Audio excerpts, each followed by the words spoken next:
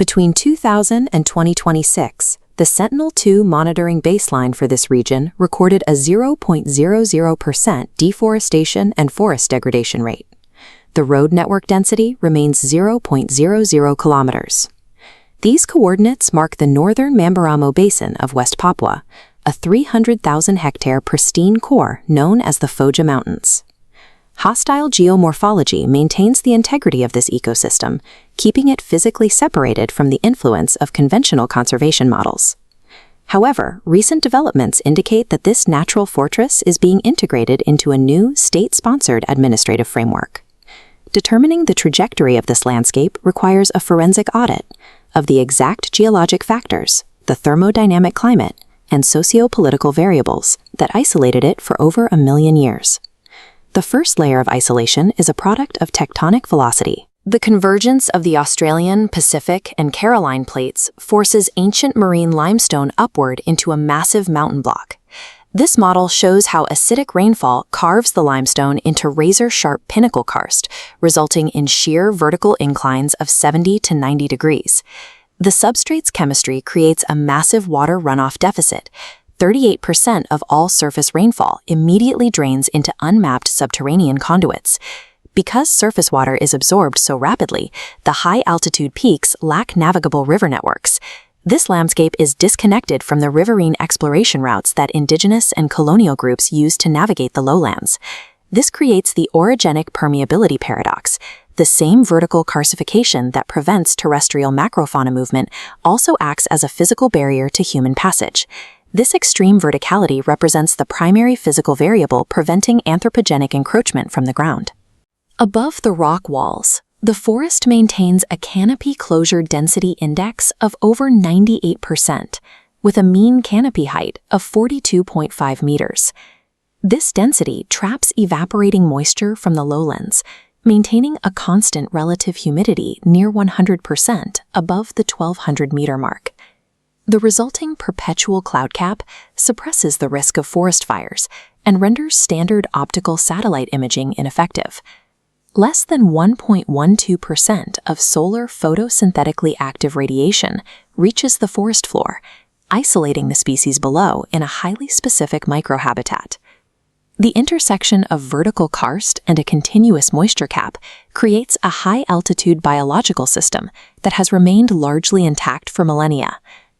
During the 19th century European plume trade, dozens of New Guinea bird species were hunted toward extinction. Most were known to science only through the skins found in fashion shops. Jared Diamond attempted to survey the range in 1979, but lacked a safe landing site. On January 31, 1981, his team successfully breached the marsh via helicopter to perform the first live biological audit. Diamond documented a live golden-fronted bowerbird, confirming that species long thought eradicated had survived within this isolated range. A 2005 expedition led by Bruce Behiller rediscovered Burlepsch's six-wired parodia and noted that many species exhibited a lack of fear toward humans, a trait associated with extreme isolation. DNA sequencing from these specimens indicate periods of genetic isolation exceeding 1 to 2 million years. This extended timeline contradicts accepted models of quaternary glacial migration in New Guinea, suggesting a much deeper period of separation. This isolation creates a conservation access dilemma.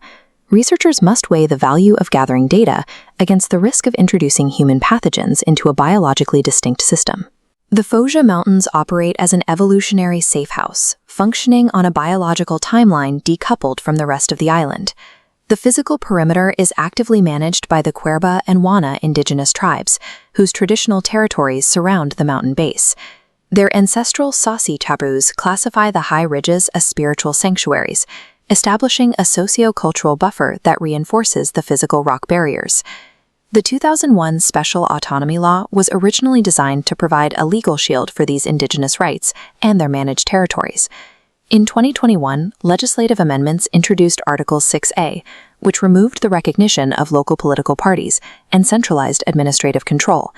These changes allow the state to override local autonomy and approve resource concessions within traditional indigenous lands. Nearly 714,000 signatures were gathered to oppose the law, fueling widespread protests across West Papua. The state response included internet shutdowns and the criminalization of cultural expression. Authorities have used treason charges to suppress the display of the Morningstar flag. While topography has historically repelled physical encroachment, these legislative frameworks are now creating vulnerabilities that rock walls cannot address. The current legislative vulnerability of West Papua follows a pattern observed in Ecuador's Yasuni National Park. The penetration of industrial drilling sites into protected rainforests marks the first phase of this pattern. State-approved resource concessions often take precedence over indigenous land rights.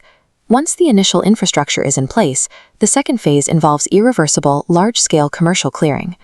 Although Indonesia is a legally binding participant in the ICCPR and ICESCR, these international frameworks lack effective enforcement mechanisms to protect the region's autonomy. Beyond legislative shifts, the ecosystem faces a climatological threshold. Rising global temperatures are altering the altitude of the cloud condensation layer, causing the moisture cap to lift and dissipate. A prolonged reduction in relative humidity would trigger catastrophic die-offs of moisture-dependent cloud forest epiphytes, mosses, and endemic microhylid frogs across the entire 300,000-hectare pristine core.